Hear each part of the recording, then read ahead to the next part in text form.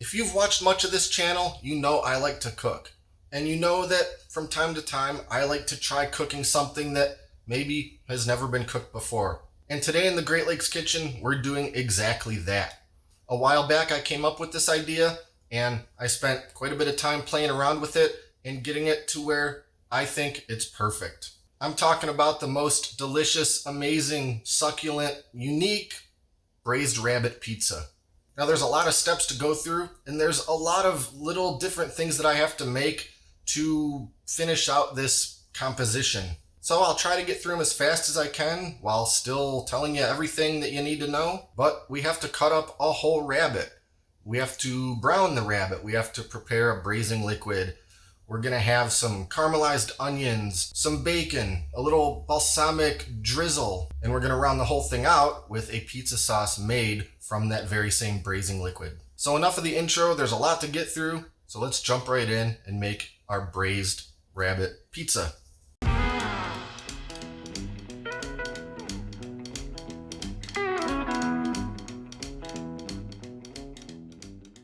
And of course, we have to start by getting our rabbit prepared and quartered so we can get it going in the pot. And the rabbit I'm using today is a farm raised, about a 2-pound rabbit. And we don't have to do anything especially fancy since this is going to be braising for a while. We don't have to get too fancy with our cuts. So I'm pretty much just gonna quarter this little guy up. We'll start by taking off the 2 back legs.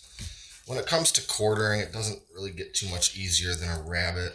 There's a lot of resources out there for animal butchery that are going to be a lot better and more well explained than what I'm able to do. So I'm not going to spend a lot of time in this video going over exactly, how I'm chopping this guy up. But we pretty much just want to get him into some pieces so we can season it and brown it a bit and then start braising. We'll get some of that side skin out of there because we don't really need that. Don't really need a rib cage. And we can pretty much get rid of this whole rib cage piece here. If I was looking to make some stock, I would throw this in there, but today it's all about the pizza. And I'll just kind of clean up the loin pieces here a little bit, get some more of this bone out of there. I don't really need to go crazy trimming this thing up because I'm just going to be picking the meat off of it anyway once it's done braising. All right, here we've got our pieces. I'm gonna give them a quick rinse, pat them dry, and then we can move on and start seasoning them. Now we just need to give them a little olive oil and some salt and pepper. Now for some kosher salt and some black pepper. And we'll flip them and do the same on the other side. Now we're ready to move over to the stove and get the Enamel Dutch oven going. So I'm going to get my Enamel Dutch oven heated up on the stove, and I'll put in a couple of tablespoons of olive oil. When the oil's good and hot, in the rabbit pieces go, and what we're looking for is some nice brown color on each side. So that means we're going to set them in, leave them there for at least a good couple minutes without touching them. And when we've got that rich, beautiful brown color on one side, we'll flip them over, do the same thing on the other side. We're not trying to cook these things through. We're just trying to give them some good color. That's going to add the flavor. That's going to help seal in the juices. It's a beautiful thing. Then we're going to take the meat out of the Dutch oven and start building our base for the braising liquid that the rabbit's going to finish cooking in.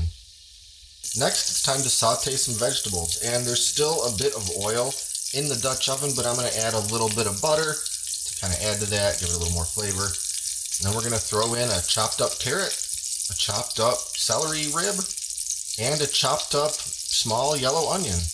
Cook that down until the onions are starting to get a little translucent. Then we're going to throw in a couple of cloves of minced garlic. Cook that for another minute. Okay, now it's time to deglaze, and to do that we're going to add in 1/3 of a cup of dry white wine. And we want to make sure to scrape as many of them brown bits off the bottom as we can if there's anything stuck on.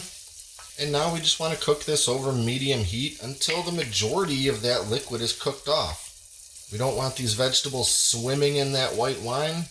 So it'll just take a couple minutes and then we can add some more stuff. Okay, that's looking pretty good. So now we're gonna add a couple more things. First, about 2.5 tablespoons of tomato paste, give or take, followed by a 14.5 ounce can of chicken stock.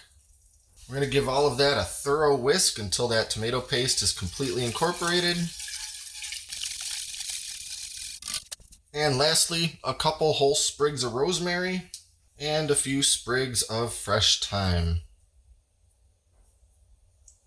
Now we're coming back in with our rabbit meat and we're just gonna nestle it right on top there.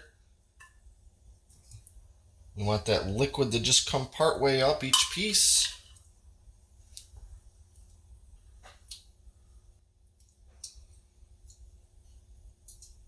And that looks beautiful.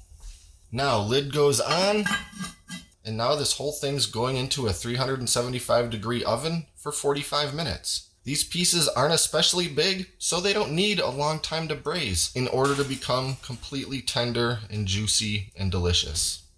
And now that the rabbit is in the oven braising, now the real work can begin. Because there's still a bunch of other stuff that I have to make for this pizza. And pretty much right away, I need to get going on my caramelized onions because they're going to take a little while to caramelize. So I'm gonna slice up a couple yellow onions lengthwise so I have some nice good pieces. Then I'm moving back over to the stove and I just gotta start cooking these in a little bit of olive oil. I'll start over medium-high heat, but I'll end up reducing this heat to somewhat low because I want them to caramelize and turn that golden brown, but I don't want them to burn. And after they've been going for just a couple minutes, I'm gonna sprinkle on a generous pinch of sea salt. That's gonna season them and help draw out a little bit of that moisture, help them caramelize a little bit better, a little bit quicker. So these are probably gonna take the better part of an hour, so I'm just gonna keep an eye on them, give them a stir here and there. And in the meantime, I'll be working on some of these other pieces. The next component I need to make for this elaborate pizza is some bacon. I'll use 2 or 3 good strips of thick cut bacon and just cut them into pretty small pieces. Now I'll mention I have tried using pancetta for this recipe, and pancetta can be delicious, but to me, it just wasn't quite right for this one. But when I tried classic regular bacon, it was just right. So that's what I recommend going with here. Now we're just gonna fry these pieces up on medium heat until they're cooked but not crispy. I like to bring them up just to the point before they would start getting crispy because I don't want them to end up getting hard after they go on the pizza and get baked in an oven. Just a few minutes in the pan and they're ready to come out. I'll set these aside until we're ready for them.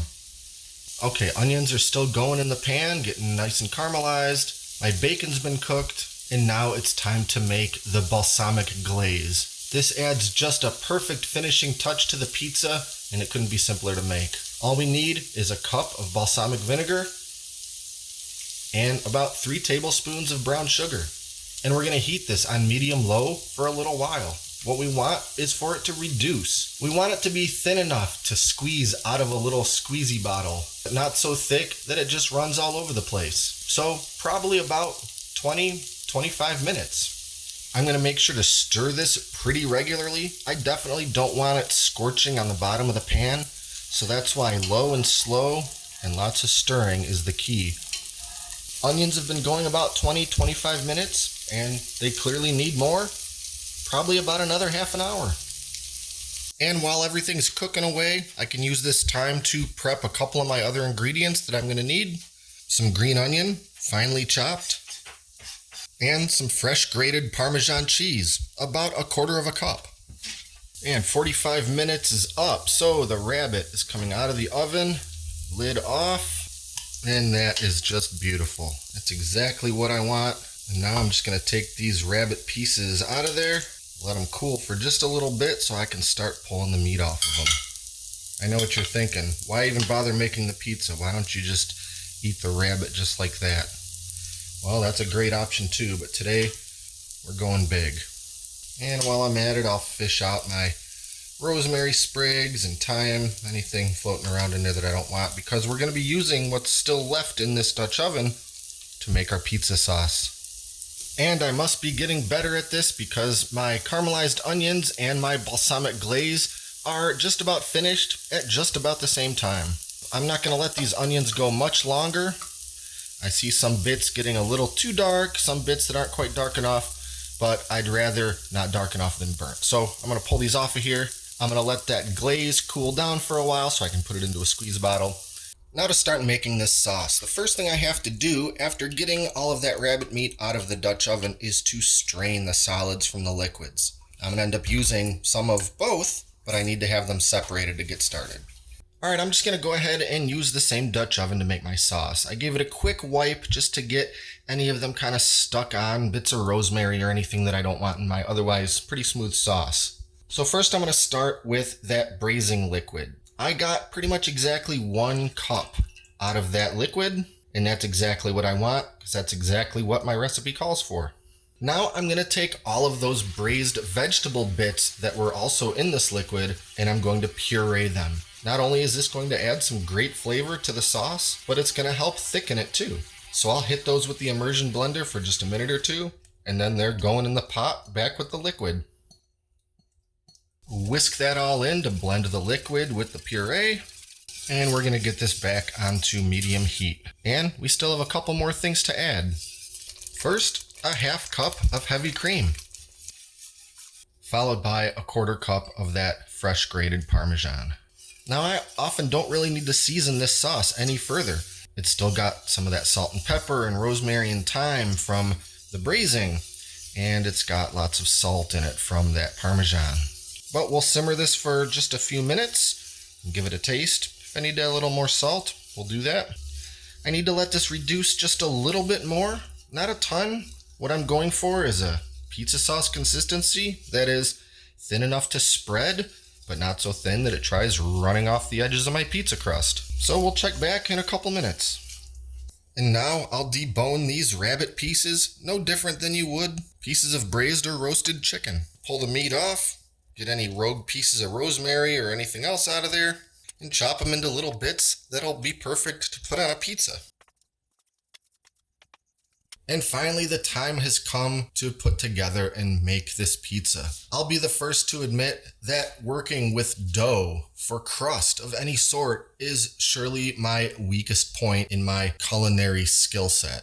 If there's any one component of this that could go wrong, it's probably going to be the crust.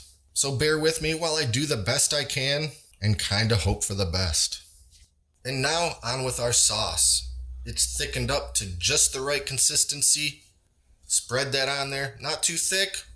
We don't want a sloppy mess. Now to add our toppings. I'll try my best to evenly distribute the rabbit meat, the bacon pieces, those caramelized onions,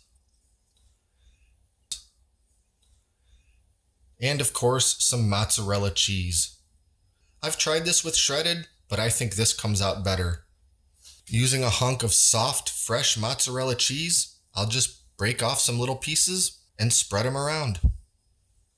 And to make sure it gets nice and crispy and golden brown, I'll brush that edge of exposed crust with just a little olive oil. Now it's going into a 425-degree oven for 15 to 18 minutes. Our pizza is done and it's coming out of the oven. And now just a couple final touches. First, a drizzle of that balsamic glaze. You don't have to use the glaze, but I think that touch of acidity and sweetness helps tie all of these other flavors together. And lastly, a sprinkle of that finely chopped green onion. And at long last, we're ready to eat.